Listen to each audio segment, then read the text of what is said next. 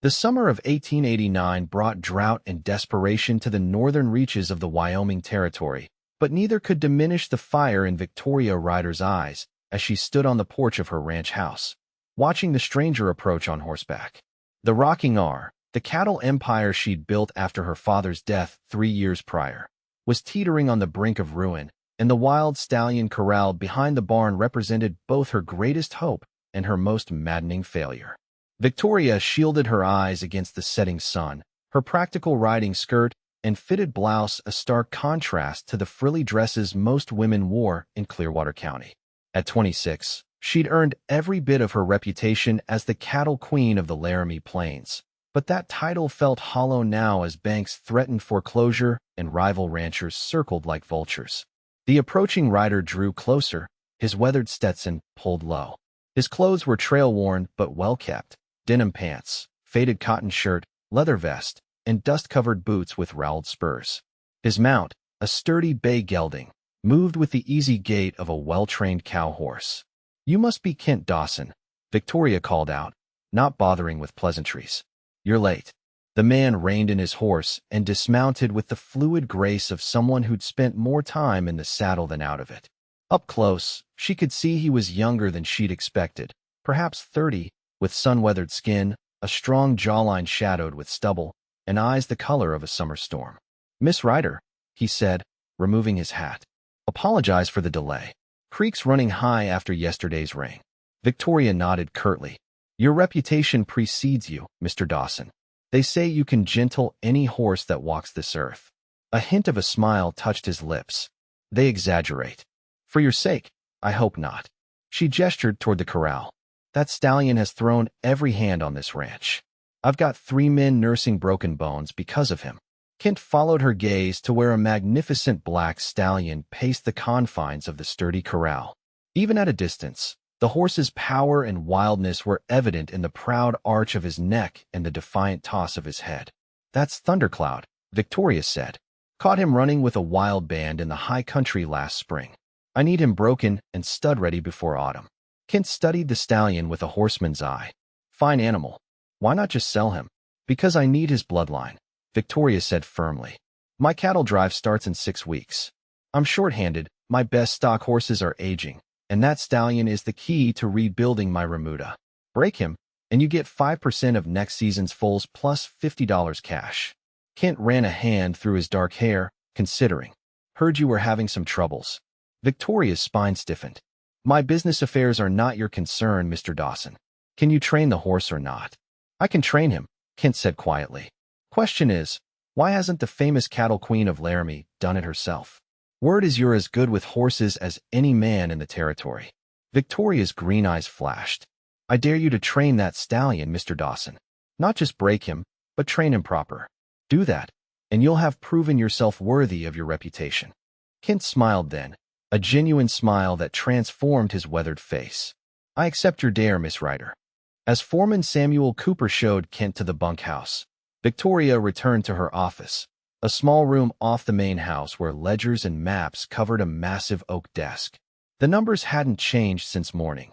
Without a successful cattle drive to the railhead in Cheyenne, the rocking R would be finished by Christmas. The following morning, Victoria rose before dawn, as was her custom. After dressing in practical riding clothes, she braided her auburn hair and tucked it beneath a wide-brimmed hat. When she stepped onto the porch with her coffee, she was surprised to see Kent already at the corral, sitting motionless on the top rail, watching Thundercloud. For 3 hours, he simply sat there, occasionally shifting position but never approaching the stallion. Victoria checked on him between her morning tasks, increasingly irritated by his apparent inaction. "You planning to gentle that horse by staring at him?" she finally called out as noon approached. Kent turned, unruffled. "Getting acquainted." "At $50, your acquaintance is mighty expensive," she retorted. "Patience, Miss Ryder," he said, his voice maddeningly calm.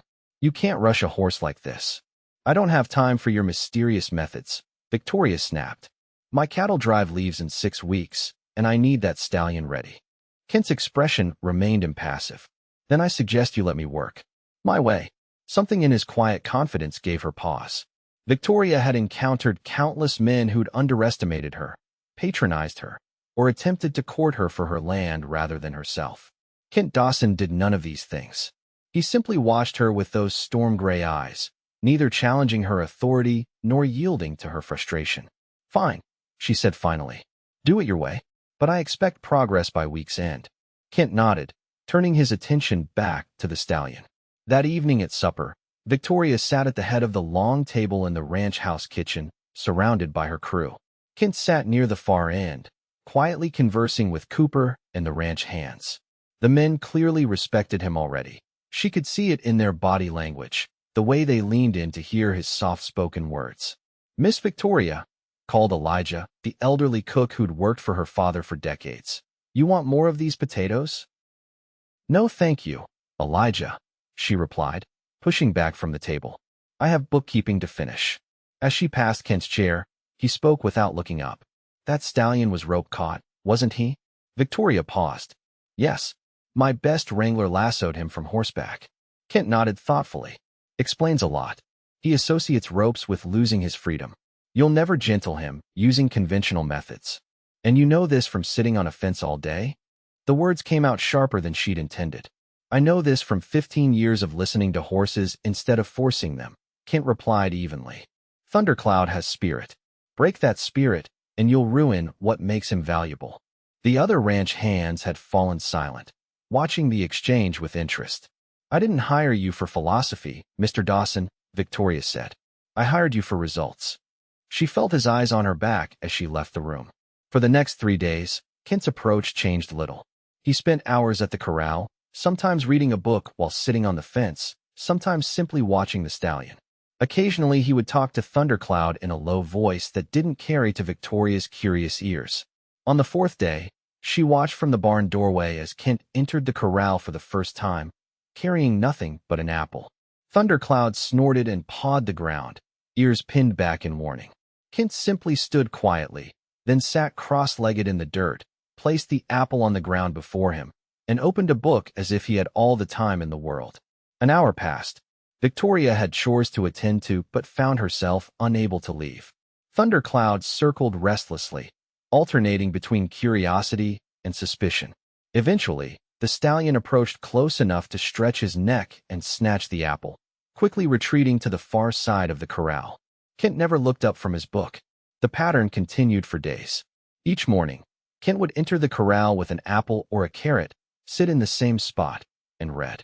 Each day, Thundercloud's wariness diminished slightly. By the end of the first week, the stallion would stand nearby, watching Kent with pricked ears rather than flattened ones. Victoria was grudgingly impressed, but still skeptical. "Feeding treats is a far cry from saddle breaking," she remarked one evening as Kent mended tack on the porch. True enough, Kent agreed, his hands working the leather with practiced ease. "But trust comes before training." "Trust," Victoria repeated, the word tasting foreign on her tongue. In the 3 years since inheriting the rocking R, she'd learned that trust was a luxury she couldn't afford. Not with the bank, not with neighboring ranchers, not with the cowboys who drifted from outfit to outfit. "Something funny about that word?" Kent asked, glancing up. Victoria leaned against the porch railing. "Trust is for people who have the luxury of being wrong." "I don't." "Sounds lonely," Kent observed, returning to his work. The simple statement caught her off guard. Victoria stared at him, suddenly aware of the quiet strength in his hands, the patient set of his shoulders. For the first time, she wondered about the man behind the horseman's reputation. "Where did you learn your methods?" she asked, surprising herself with the question. Kent's hands stilled momentarily. "My grandfather was Cherokee. He taught me that horses speak their own language. We just need to learn to listen." "And where is your family now?" "Don't have one," Kent said simply. "Parents died of fever when I was 14. Been drifting ever since, working wherever there are horses that need gentling." Victoria nodded, recognizing the familiar ache of orphanhood. "My father died 3 years ago. Influenza." "I'm sorry to hear that," Kent said, his voice genuine. The rocking R was everything to him. Victoria continued, unsure why she was sharing this with a man she barely knew. "He built it from nothing, and I promised him I'd keep it going." "That explains a lot," Kent said, echoing her earlier words. Victoria raised an eyebrow. "What does it explain, Mr. Dawson? Why you're so determined?" His gray eyes met hers. and why you're afraid to trust. Victoria felt oddly exposed, as if Kent had glimpsed something she kept carefully hidden. I should check on the herd counts, she said abruptly, turning to leave. Miss Ryder, Kent called after her. She paused but didn't turn. That stallion will come around. And so will your fortunes. Victoria nodded once, then continued walking, unsettled by the warmth that had crept into her chest at his words. By the beginning of the third week, Kent was running his hands over Thundercloud's neck and withers. The stallion remained skittish but no longer showed aggression. Victoria found reasons to pass by the corral frequently, watching the slow dance of man and horse with growing fascination. One evening, as sunset painted the Wyoming sky in brilliant oranges and purples, Victoria approached the corral to find Kent standing in the center with Thundercloud, the stallion's head lowered as Kent scratched behind his ears. Remarkable, she said softly. Kent turned, a smile crinkling the corners of his eyes. He's starting to accept me. Tomorrow I'll introduce the saddle blanket. You're still a long way from breaking him, Victoria noted, though her tone lacked its usual edge. I don't break horses, Miss Ryder, Kent said, giving Thundercloud a final pat before walking to the fence. I start them. Semantics, Victoria said with a half-smile. Philosophy, Kent corrected, climbing over the fence to stand beside her. Close up, she could smell leather and hay and clean sweat on his skin. You've made progress, she acknowledged. But time is running short. The cattle drive, I know, Kent interrupted gently. I'm working as fast as Thundercloud will allow. Victoria sighed, pushing a loose strand of auburn hair behind her ear. I'm sorry for being impatient. It's just, there's so much riding on this drive. Kent studied her face in the fading light. Why not tell me what you're really facing?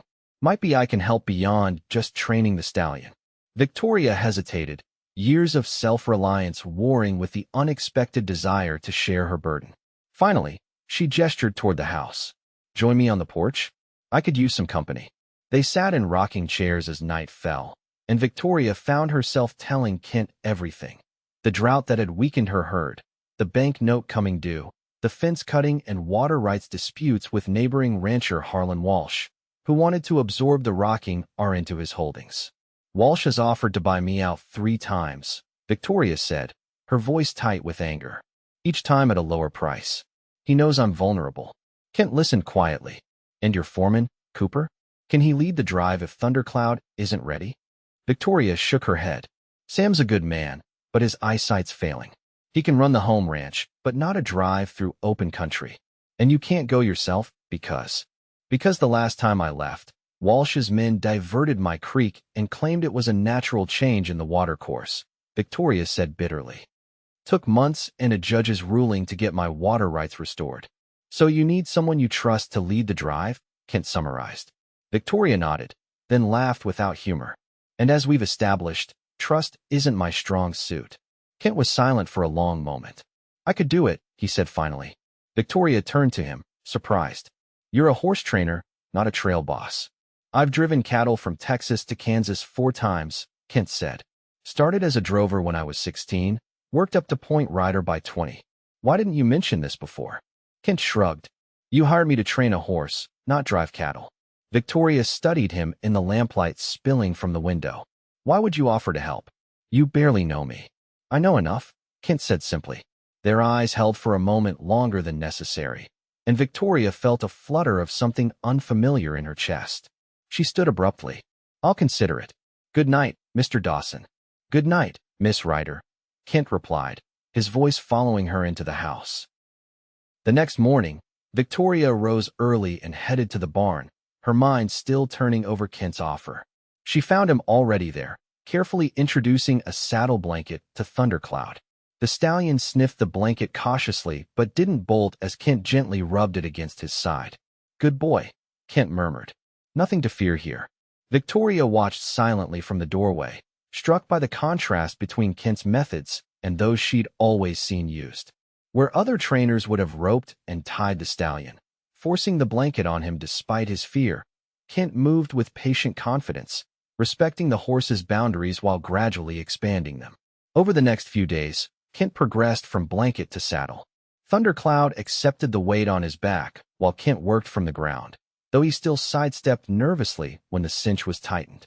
Victoria found herself captivated by the process, by the quiet communication between man and horse, and increasingly, by the man himself.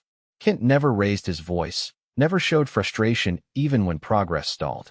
He worked from sunrise to sunset, taking breaks only when Thundercloud needed rest. In the evenings, he often joined Victoria on the porch, where their conversations ranged from practical ranching matters to personal philosophies. My father always said a man who's gentle with horses but rough with people isn't truly gentle at all, Kent remarked one evening. Victoria smiled. My father said a woman in the cattle business needs to be twice as tough as any man.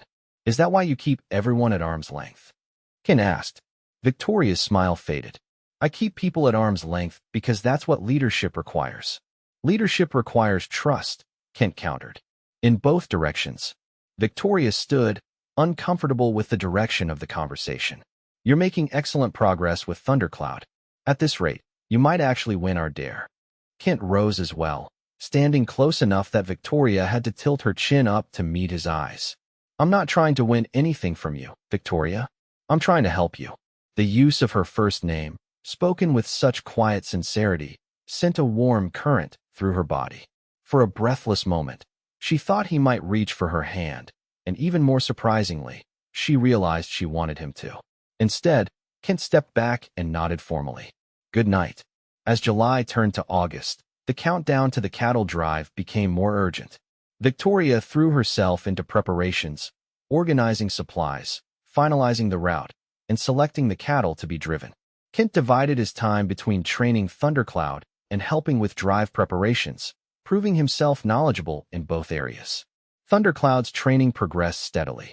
The stallion now accepted a bridle and saddle, though Kent had yet to mount him. Victoria found herself at the corral one afternoon as Kent worked with the horse. When will you ride him? She asked. Kent checked the cinch one last time. Today, if he's willing. Victoria's eyes widened. Are you sure he's ready? We'll find out, Kent said with a smile. He gathered the reins and stood beside Thundercloud, murmuring to him softly. The stallion's ears flicked back and forth, alert but not alarmed. Slowly, Kent placed his foot in the stirrup and put weight on it. Thundercloud shifted but didn't bolt. With fluid grace, Kent swung into the saddle, keeping the reins loose. The stallion stood frozen for a moment, then began to tremble. Easy boy, Kent said quietly. We've done all this before. Just one new thing today. For several minutes, Kent simply sat motionless on Thundercloud's back, letting the horse adjust to his weight. Then, gradually, he asked for a step forward with the lightest pressure of his calves. Thundercloud hesitated, then moved cautiously forward. Victoria held her breath as Kent guided the stallion in a small circle, using minimal cues. Thundercloud's movements were stiff at first, but gradually became more fluid. After completing several circuits, Kent brought him to a stop near Victoria. That's enough for today, he said, patting the stallion's neck. Always end on success. Carefully, he dismounted. Thundercloud snorted and shook himself, but showed no sign of fear or aggression. Victoria's face broke into a genuine smile. That was remarkable. He's a remarkable horse, Kent said, loosening the cinch. He'll be ready for light trail work by the time the drive starts. Will you lead the drive? Victoria asked suddenly, the question escaping before she could reconsider it. Kent turned to her, surprise evident in his expression. You're asking me to be your trail boss? Victoria nodded, her decision crystallizing as she spoke. You know cattle, you know the country, and the men respect you. Most importantly, she hesitated, then continued more softly. I trust you, Kent. The simple admission cost her more than she cared to admit. Kent's expression softened. Then yes, I'll lead your drive. As he turned back to tend to Thundercloud, Victoria found herself studying the breadth of his shoulders, the careful competence of his hands, the kindness in his profile. Something was happening between them, something that both excited and terrified her. The following evening, a sudden summer storm blew in from the mountains, bringing much-needed rain but also wind that threatened to damage the outbuildings. Victoria and the ranch hands worked frantically to secure loose items and move vulnerable livestock to shelter. As Victoria struggled to close the heavy doors of the hay barn against the wind, Kent appeared beside her, lending his strength. Together, They managed to secure the doors just as lightning split the sky overhead, followed immediately by a deafening crack of thunder. That was close, Kent shouted over the downpour, water streaming from his hat. Before Victoria could reply, a terrified whinny rose above the storm. They turned simultaneously toward the corral where Thundercloud was rearing in panic, striking at the fence with his hooves. "He'll hurt himself," Victoria cried, already moving toward the corral. Another lightning strike illuminated the night, and in its brief glare, they saw Thundercloud gather himself and leap, clearing the 6-foot fence with inches to spare. He landed awkwardly but recovered quickly, bolting toward the open range. "No!" Victoria lunged forward, but Kent caught her arm. "You can't catch him on foot in this," he shouted over the storm's fury. "We can't lose him," Victoria insisted, rain plastering her hair to her face. "Everything depends on that stallion." Kent nodded grimly. "I'll get my horse." "I'm coming with you," Victoria said, already heading for the barn. 10 minutes later, they rode out into the storm, Kent on his bay gelding and Victoria on her gray mare. The rain had slackened somewhat, but lightning still illuminated the landscape in sporadic bursts, allowing them to track Thundercloud's direction toward the foothills. They rode in silence, eyes straining in the darkness. After an hour, the storm began to abate, clouds thinning to reveal a quarter moon that provided just enough light to continue their search. There, Kent pointed toward a rocky outcropping where a dark shape moved against the lighter background. They approached slowly, careful not to startle Thundercloud further. The stallion stood with his head high, nostrils flared as he scented them on the wind. "Let me try," Kent said, dismounting and handing his reins to Victoria. She watched as Kent approached Thundercloud, speaking in the same calm voice he'd used during training. The stallion pawed the ground nervously but didn't run. Kent stopped a dozen yards away and simply waited, his posture relaxed. Slowly, amazingly, Thundercloud took a tentative step toward him. Then another. Victoria held her breath as the stallion approached Kent, stretching his neck to sniff the outstretched hand. "That's right," Kent murmured. "You know me." In one smooth motion, Kent slipped his belt from its loops and fashioned a makeshift halter, easing it over Thundercloud's head. The stallion accepted it with only a minor toss of his head. Victoria dismounted and approached slowly. "How did you do that?" Kent smiled, the moonlight catching the relief in his eyes. He was more scared of being alone than he was of me. Sometimes fear of the unknown is stronger than fear of what's familiar. As they began the long walk back to the ranch, leading their mounts with Thundercloud between them, Victoria found herself studying Kent's profile. "Is that true of people too?" she asked softly. Kent glanced at her. "Often." "And what are you afraid of, Kent Dawson?" The question surprised even her. Kent was silent for so long Victoria thought he might not answer. Finally, he said, "Drifting so long I forget what it means to belong somewhere." The simple honesty of his answer touched something deep within her. They walked in silence for a time, shoulders occasionally brushing in the darkness. "The Rockinger could use a permanent horse trainer," Victoria said at last, her voice carefully neutral. "Someone to build a proper remuda." Kent looked at her, his expression unreadable in the moonlight. "Are you offering me a job, Miss Ryder?" "I'm considering it," she replied. "After the cattle drive." "I'll consider it too," Kent said, and though she couldn't see his smile clearly, she could hear it in his voice. Dawn was breaking when they returned to the ranch, tired and mud-splattered but triumphant. The hands who'd been preparing to join the search welcomed them with relief, taking charge of the horses while Kent led Thundercloud back to the corral. Victoria watched as he settled the stallion, then turned toward the house, suddenly aware of her exhaustion. Kent fell into step beside her. "You should get some rest," he said. "Big day tomorrow." Tomorrow was the final planning day before the cattle drive departed. Victoria nodded wearily, then stopped at the porch steps. "Thank you, Kent. Not just for tonight." Kent's eyes held hers. "You're welcome, Victoria."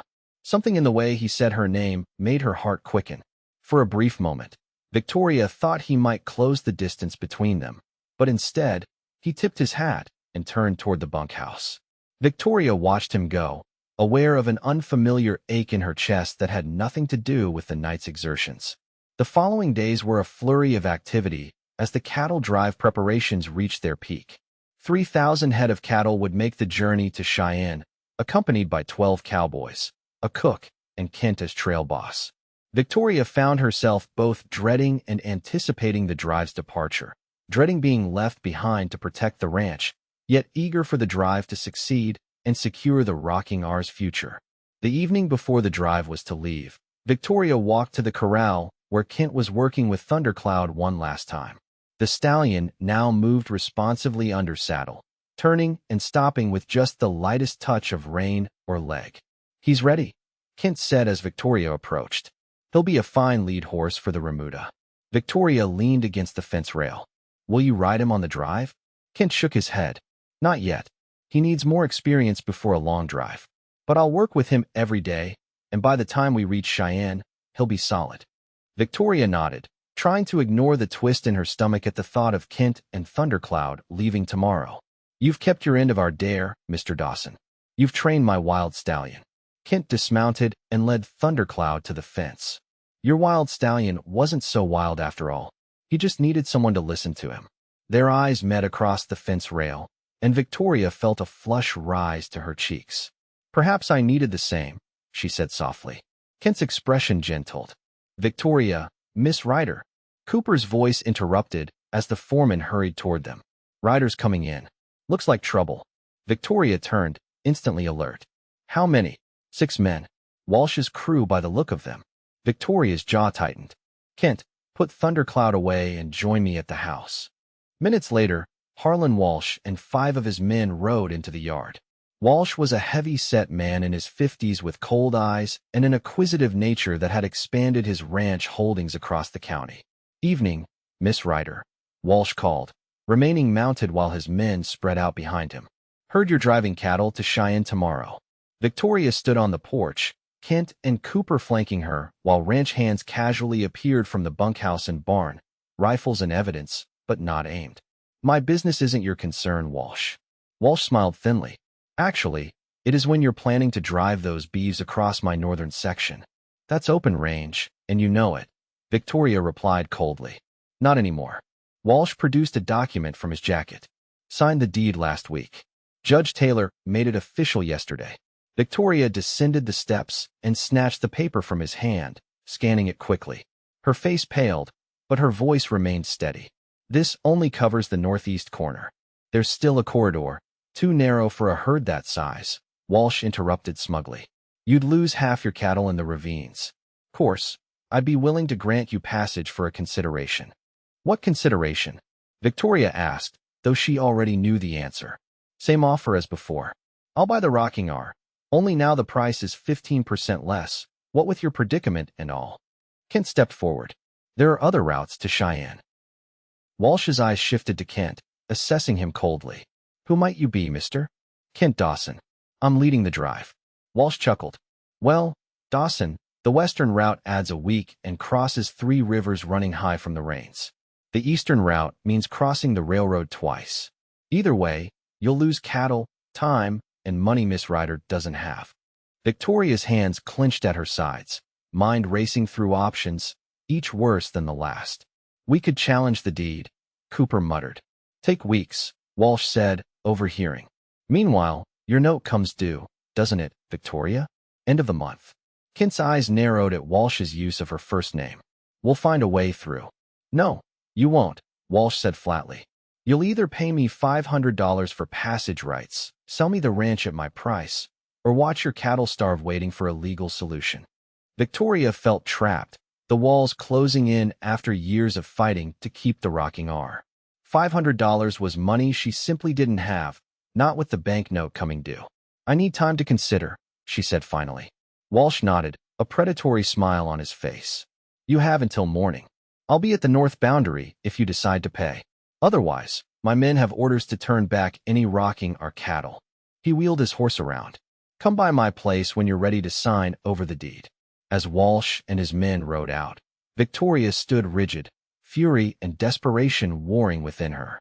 Only when they were out of sight did she allow her shoulders to slump. "That snake," Cooper spat. "Been planning this for months." "We could drive through anyway," suggested one of the hands. "We outnumber them." Victoria shook her head. "Not without bloodshed. And if we start a range war, we'll lose no matter who fires first." Kent studied her face. "Let's talk privately," he said quietly. In her office, Victoria paced while Kent leaned against the desk. He's been waiting for this moment, she said. 3 years of trying to break me, and now he's found the perfect leverage. There might be another way, Kent said thoughtfully. The map on your wall, does it show the property lines accurately? Victoria moved to the large map of Clearwater County. Yes, Walsh's new purchase is here. She indicated the northeast corner of her usual cattle trail. Kent studied the map intently, then pointed to a thin blue line. What's this creek here? Cottonwood Creek. It runs along the eastern edge of Walsh's original property, and it feeds into the river here. Kent traced the waterway with his finger. Victoria nodded, unsure where he was heading. Is the creek crossable? For cattle? Yes, there's a shallow ford here. Victoria pointed to a spot on the map. But that would put us squarely on Walsh's original property. Kent's eyes gleamed. Not if the water rights were properly established. Victoria stared at him. What do you mean? Wyoming water law. If your father established water rights on Cottonwood Creek before Walsh bought his property, you'd have an easement along the waterway. Hope flared briefly in Victoria's chest, then faded. Even if that's true, how would we prove it in time? The deed to the rocking R should specify water rights, Kent said. Do you have the original documents? Victoria hurried to the safe in the corner of the office. Minutes later, they were poring over yellowed papers dating back to her father's purchase of the ranch 20 years earlier. Here, Kent said suddenly, pointing to a clause in the deed. Water rights on all streams originating on or flowing through the property, including Cottonwood Creek, with easement rights extending 20 yards from either bank. Victoria read the passage, then looked up at Kent with dawning hope. This gives us the right to move along the creek through Walsh's property. All the way to the river, Kent confirmed. From there, we can follow the river valley to the main trail south. Victoria's mind raced through the implications.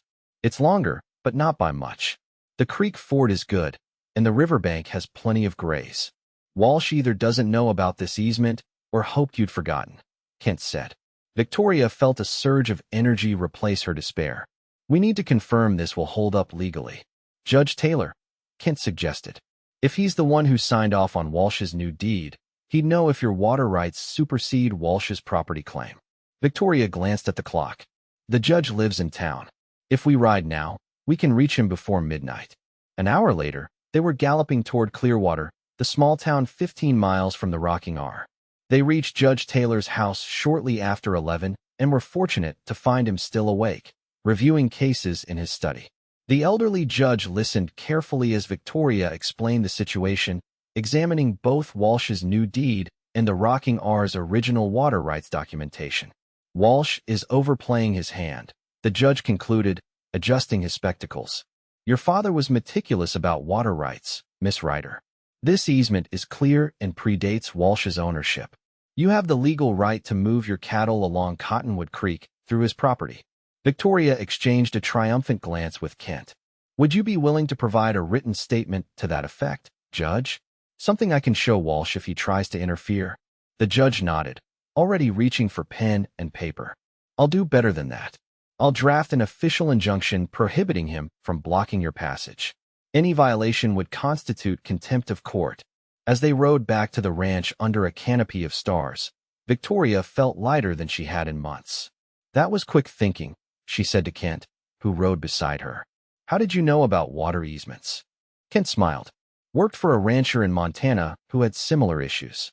Water law is the backbone of ranching out here. They rode in companionable silence for a time. The rhythm of their horses' hooves a soothing counterpoint to the night sounds around them. I've been thinking about your job offer, Kent said finally. Victoria's heart skipped a beat.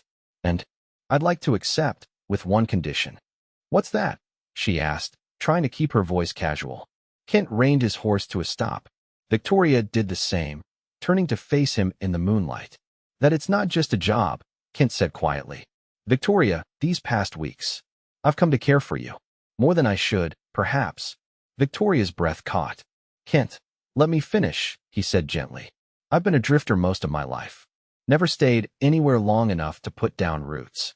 But with you, at the Rocking R, I found something I didn't know I was looking for. Victoria felt a warmth spreading through her chest despite the cool night air. And what's that? A place that could be home, Kent said simply. With a woman I could love, if she'd let me. Victoria sat motionless on her horse, years of careful self-protection warring with the feelings Kent had awakened in her. "The cattle drive leaves tomorrow," she said at last. "You'll be gone for weeks." "And when I return?" Kent asked, his voice holding a question. Victoria smiled then, a genuine smile that reached her eyes. "When you return, we'll see if you still feel the same way. If you do," she took a deep breath. "If you do, then perhaps it's time I trusted someone completely." Kent's smile in the moonlight made her heart race. "That sounds like another dare, Miss Ryder." "Perhaps it is, Mr. Dawson." As they rode on toward the ranch, their horses moving side by side, Victoria felt a sense of possibility she hadn't experienced in years. Whatever happened with the cattle drive, with Walsh, with the bank, she was no longer facing it entirely alone. Dawn broke clear and cool on the day of the cattle drive's departure. The ranch yard bustled with activity as the hands made final preparations. Thundercloud watched from his corral as the remuda of 20 horses was gathered, ready to accompany the drive. Victoria stood on the porch, watching Kent issue final instructions to the drovers. He moved with quiet authority, respected by men who'd known him only a few weeks. When everything was ready, he approached the porch. "We're set to move out," he said. "The men know the new route along Cottonwood Creek." Victoria handed him the judge's injunction, just in case Walsh tries anything. Their fingers touched as he took the document, and neither pulled away immediately. "I'll send a rider with news once we're past Walsh's property," Kent promised. "Be careful," Victoria said softly. "Walsh won't take this well." Kent's eyes held hers. "I'll bring your cattle to market, Victoria, and then I'll come back." The unspoken promise hung between them, more binding than any contract. "I'll be here," she replied simply. Kent hesitated, then stepped closer, one boot on the porch step. Gently, he took her hand in his. "May I write to you from the trail?" Victoria smiled. "I'd like that." For a moment, she thought he might kiss her, and found herself hoping he would. Instead, he lifted her hand to his lips in a gesture both old-fashioned and deeply intimate. "Until I return," he said, his voice low. Then he was gone, mounting his horse and riding to the head of the herd. Victoria watched as the massive drive began to move, 3,000 cattle flowing like a living river across the plains, accompanied by mounted cowboys and the chuck wagon. Kent raised his hat in a final salute before turning his attention to the long journey ahead. Victoria remained on the porch long after the last cow had disappeared from sight, her hand still warm where Kent's lips had touched it. For the first time in years, she allowed herself to hope for something beyond mere survival, to hope for happiness. The days that followed were filled with ranch work and waiting. True to his word, Kent sent a rider back 3 days later with news that they had successfully passed through Walsh's property along Cottonwood Creek. Walsh had appeared with his men, but retreated after being shown the judge's injunction. A week later, the first of Kent's letters arrived, carried by a freight driver passing through Clearwater.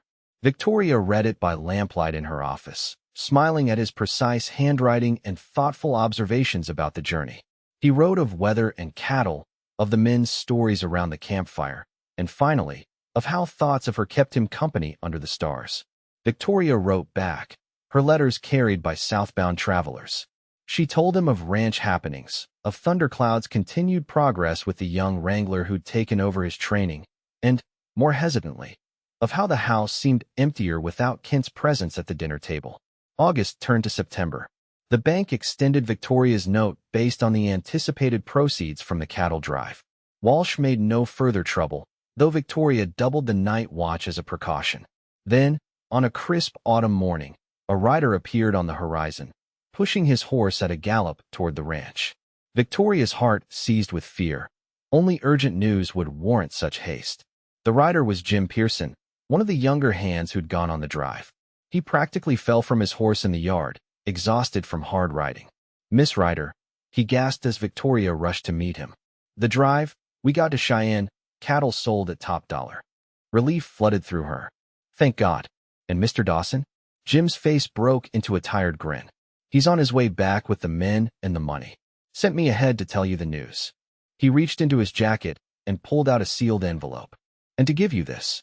Victoria took the letter with trembling fingers, recognizing Kent's handwriting. "When will they arrive?" 2 days, maybe 3, Jim said. They're bringing the remuda at an easy pace. Victoria nodded, trying to contain her emotions. Get some rest, Jim. You've earned it. Alone in her office, Victoria broke the seal on Kent's letter, her heart racing as she read. My dearest Victoria, asterisk by the time you read this, Jim will have told you of our success. The cattle fetched $32 a head, well above what we hoped for. The rocking is secure.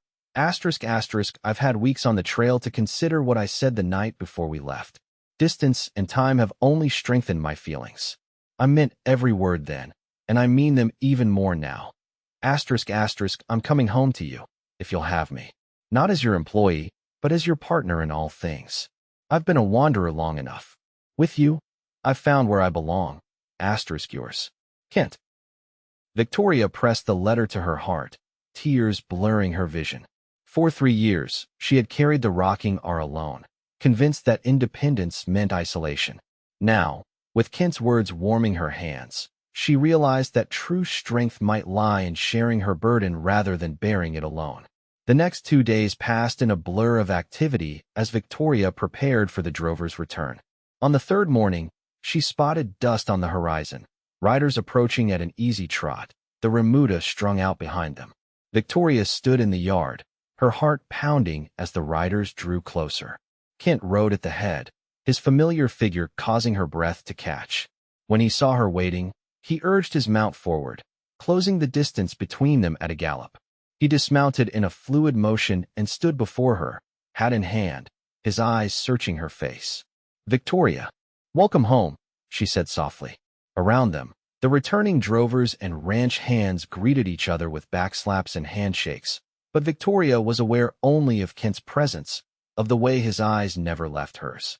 Did you receive my letter? He asked. Victoria nodded. I did. And his voice held a note of uncertainty that touched her deeply. In answer, Victoria closed the distance between them and placed her hand on his chest, feeling his heartbeat strong and steady beneath her palm. And I think Thundercloud isn't the only wild thing that needed gentling on this ranch. Kent's smile lit his face as he understood her meaning. Slowly, giving her every chance to pull away, he lowered his head until their lips met in a kiss that felt like coming home after a long journey. Victoria leaned into him, her arms sliding around his neck as his encircled her waist. When they finally parted, breathless, Victoria was aware of cheers and whistles from the assembled ranch hands. She blushed, but didn't step away from Kent's embrace. I reckon I win our dare, Kent said softly, for her ears alone. I trained your Wild Stallion. Victoria laughed, joy bubbling up inside her. And I accept the consequence, having to keep you here permanently. Is that a proposal, Miss Ryder? Kent asked, his eyes dancing. It is, Mr. Dawson, Victoria replied, though perhaps not a conventional one. Kent's arms tightened around her. I accept on one condition. Another condition? Victoria raised an eyebrow. That we're true partners, Kent said seriously. In the ranch, in life, in everything. Victoria looked up at him. This man who had taught her that true strength came not from standing alone, but from the courage to trust. Partners, she agreed. Always. As the autumn sun warmed the yard of the rocking R, Victoria Ryder and Kent Dawson sealed their agreement with another kiss, witnessed by smiling ranch hands and one black stallion who watched curiously from his corral. The cattle queen had dared him to train her wild stallion. The struggling cowboy had won not just the challenge, but her heart as well. In the years that followed, the rocking R prospered under their joint stewardship. Thundercloud sired a line of exceptional cow horses that became the ranch's trademark. Victoria and Kent were married that winter in a ceremony attended by the entire county. Even Judge Taylor and, surprisingly, Harlan Walsh, who eventually became, if not a friend, at least not an enemy. Victoria and Kent's partnership proved stronger than any challenge the harsh Wyoming land could offer. Together, they built not just a successful cattle empire, but a home filled with love, trust, and eventually, the laughter of children who learned to ride almost before they could walk. And on summer evenings, long after the work was done, they would often sit together on the porch, watching Thundercloud and his descendants graze in the sunset light, marveling at how a wild stallion and a daring challenge had brought them the greatest gift of all, each other.